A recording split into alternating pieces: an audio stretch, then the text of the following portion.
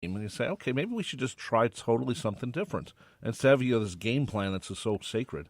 Especially No, but they do that. They don't just stick to a game plan. If it's not working, believe me, they're looking for solutions. But they still lost, so the solution wasn't there. But the solution was that the Miami defense played pretty well. But that being said, Miami's defense isn't that good. Miami's defense had in its previous 5 games had 5 sacks. They had 4 yesterday. Darnold was getting pressured all over the place. And that is a problem for a rookie quarterback to face as much pressure as he did yesterday. Right. He's not going to play well. He's still not used to the speed of the game. That's something that's developing as time goes on. So from that standpoint, you need to protect your rookie quarterback. And all I'm hearing is how much money the Jets are going to have this offseason free agency, something like $109 million or something like that. No, it does matter. It matters immensely. Yeah, now, if you don't spend it, if you... All of that money, or 90% of that money, $90 million, needs to go towards the offensive line and wide receivers. Because that's the way this team is going to get better. But they need good offensive linemen. That's the other thing. If there aren't good offensive linemen available, well, now you're in trouble. Now you almost have to go entirely in the draft offensive line, like first 2 picks. Yeah, but normally you don't do that. No, you don't. But that's what I'm saying. They need to build a team in a hurry because now they have this quarterback. I thought this was the building year, and then next year was going to be the year where all the Jet fans are saying, look what happened last year. Now it's here. Yeah, but they need to surround Darnold with talent. Most of the guys who are on this team now on offense won't be here next year. That's how bad they are. So that's why I'm not sitting here killing Darnold. Because so many of the guys on this offense, believe me, 6 starters will be different next year on this offense. Right. At least.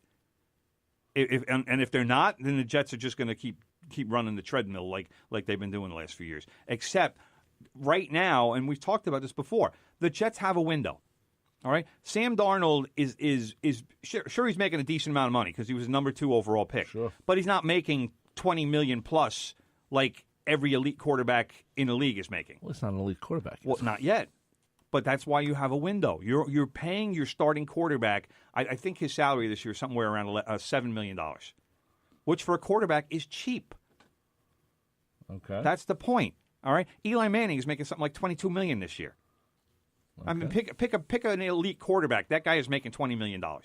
Aaron Rodgers, Tom Brady, Drew Brees. I don't think Brady's making that much because I think he gave some money back or said, "Hey, I'll play for I think he's making like 15 because he's an idiot." But it helps the team as far as signing other guys. But he's also got a wife who's how much money does she make? She probably makes more than he does. Probably. Yeah. So plus she's really hot. So. Well, but yeah, he can afford to do that. I wouldn't worry about my money if I had a really, really, really hot wife. Well, you got to worry about the money every once in a while. But every elite quarterback is making at least $20 million. So the Jets have 4 more years of a window with Sam Darnold where they're saving at least $12 million a year, and they can use that on other players, other talented players, where you're not just filling up a roster, but you're actually filling the roster with better players. And that's the advantage they need to exploit. But that window only lasts for so long. So they need to get on it. Well, and with 106 or 110 or whatever it is $1 million to spend this offseason, it all needs to be spent, and it needs to be spent wisely. Well, that's I hate the salary cap, but it's a necessary evil in the NFL. Otherwise, who would willingly go to play in Green Bay? Who would want to go there? Why not? It's freezing cold. You're in the middle of Wisconsin. Yeah, who would say, yeah, that's where I want to be? But think about it. You think about it. I did. No, but I mean, a guy like Aaron Rodgers and Brett Favre, they've had a great time there. They had great success there. I'm pretty sure neither one of them had a great time there, but it is what it is. I don't know. If put it this way, Favre likes hunting and fishing, so he probably did have a good time in Wisconsin. He did. But he also froze his butt off, and he played in conditions. I mean, they don't call it the frozen tundra for nothing. That's true. So, is that where you want to play, or would you like to play in a nice temperature controlled dome? No. Temperature-controlled dome. Thank you. I don't have to freeze my hand. I can actually feel my hand when I'm gripping a football. Yeah. So that's the problem with the Jets. But like I said, the Dolphins, Brock Osweiler. I mean, are you kidding?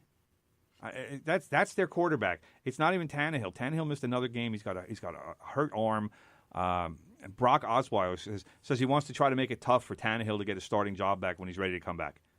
Well, yesterday Brock Osweiler, he was terrible. He admitted that? He said that. He's like, because he's and people, some of the people love that because they said, he's a competitor. That's good. That's good to hear. No, but it's like he was awful yesterday. But you don't Absolutely say that. Awful. You don't say, well, hey, no, man. I mean, if somebody asks you the question, Tannehill hasn't been lighting it up. It's not like he's great or anything. He's a starter because he was a first-round draft pick. But you don't say that. You say, well, when he comes back, hopefully, I've shown the coaches. Well, that's what he basically said. Well, he just said it a little more forcefully. But that's. I mean, if I had a backup quarterback who didn't say something like that, I'd question him. It's different with Josh McCown for the Jets because he knows that's his job. His job is mentoring. And when does Josh McCown go in? He doesn't. Ever? No. Rest of the season. Unless Darnold gets hurt. Unless the Jets decide, all right, Sam, you've played 13 or 14 games, and we're going to let you take the last 2 and just watch, and we don't want you to get hurt. And you've gotten beaten up enough this season, and my other question, take it easy. What if McCown had started this season? I don't know. What I'm saying is very open. It's too open-ended a question. I don't know what you're asking. No. But what I'm saying is, here's a guy who's, he's been around the league a long time. He has experience. He maybe get out of some of those situations that Darnold gets locked in. That's what I'm saying. I think if McCown started yesterday, he would have won. Possibly. I think if McCown started all the games instead of Darnold, got some points. I think they're one win better. Yeah, that's it. So it's not worth it. But maybe you should have waited. Do the old Eli Manning thing. You wait 6 games and then you go in. In today's NFL, you can't do that. Yeah, but if you keep losing, of the salary cap. If you keep losing, then maybe you lose some confidence in yourself. No. And the fans lose confidence in you. The fans have lost confidence. I can tell you Oh that. yeah, well, a lot of Jet fans are ready to. You have to run off that train. If you decide that your rookie quarterback is going to be your guy, and a lot of teams have done this. Like I said, the Rams have done it. The Eagles have done it. There are examples. Mahomes in Kansas City, he sat pretty much all last year while Alex Smith played, and this year he's probably the MVP. Okay. So year 2 is the jump year now. It used to be year 3 because typically a quarterback would come in and not play his first year. But now they're force-feeding these guys because they know it's a 5-year window. And it needs to happen sooner rather than later. The quarterbacks don't get that luxury anymore of learning the system and getting eased in and we're winning by 30. Let's put the rookie in and see what he can do. Well, it doesn't happen like that anymore. It's the NFL is a league of immediacy now. You need to produce no matter what your position. You need to produce as soon as you get. They don't allow you to rebuild anymore, even though. Well, they do, but not the way. Not in football as much. The Jets are in prime position to rebuild because they already have the quarterback in place, and now, like I said, they have $110 million in cap room this offseason. They can bring in a bunch of difference maker with that kind of money. The Giants, on the other hand, are doing it backwards. Right. Because let's hold off on the Giants. Let's take a break right now. You're listening to 90.3 WHPC from the Press Box. I'm Rob Leonard. He's Tim Leonard. Tim, you're at Twitter at Real Tim Leonard. Okay. Go. Tell your friends about the Nassau Morning Madhouse. Hear what you're missing. Check it out.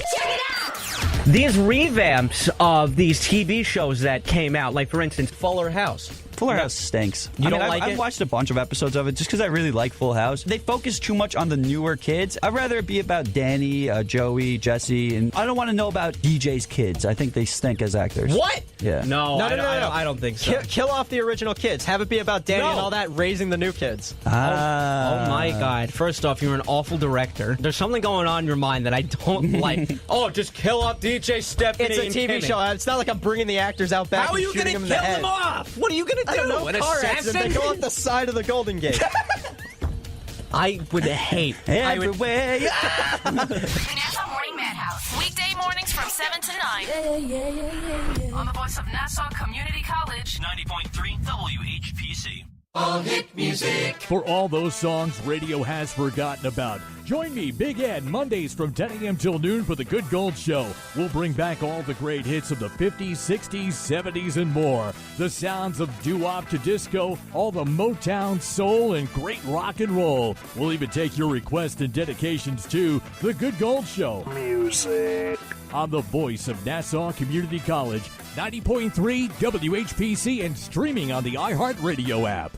It's now easier to listen to the voice of Nassau Community College on your phone. Stay connected to your favorite radio station anywhere you go on the iHeartRadio app. Never miss shows like the Nassau Morning Madhouse, It's Saucy, or the Radio Rumble Again. Streaming 24/7, 365. Listen to WHPC everywhere. iHeartRadio is radio and unlimited music all in one app. Listen live now in the iHeartRadio app and at iHeartRadio.com. Just search for 90.3 WHPC.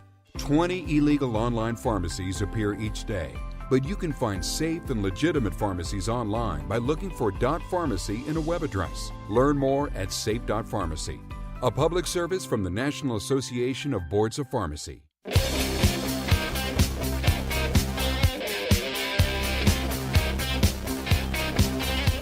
Welcome back to From the Press Box, right here on 90.3 WHPC, the voice of Nassau Community College. Available on the iHeartRadio app, the TuneIn app, and of course it has to start somewhere, and that's our website, nccradio.org. Find out about all the great programming we have here at WHPC, and there's a lot of different programs with it. It's all really cool stuff, and hopefully puts you on, and one more thing, just brother, I know you've done this. What have I done? In your car.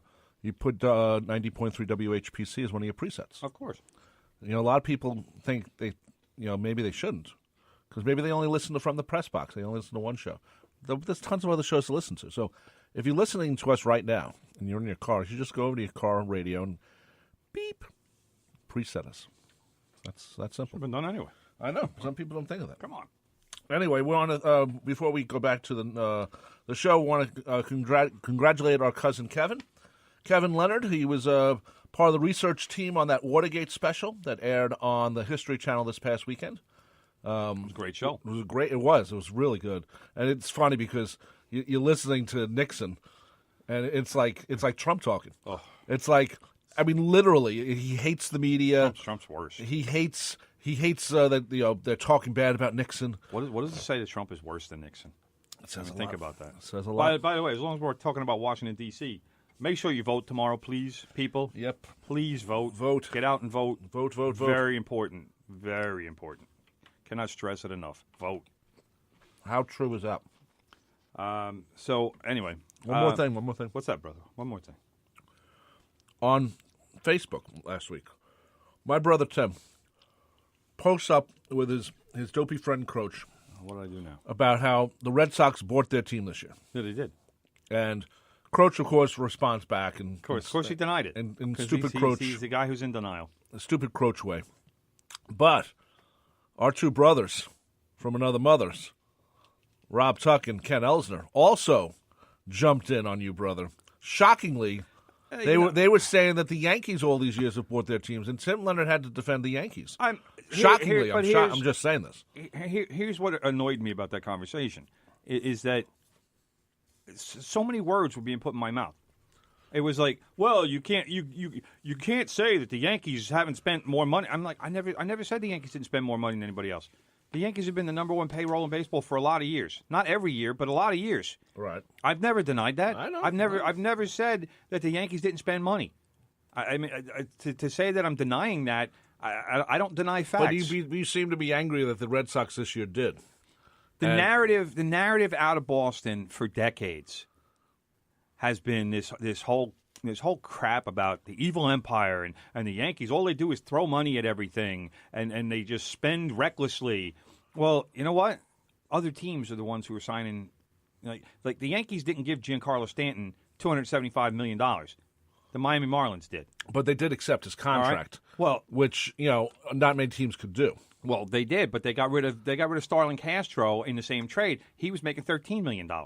And that contract, which was he's overpaid Starlin Castro, but that was signed by the Cubs. Right. All right. The Yankees did not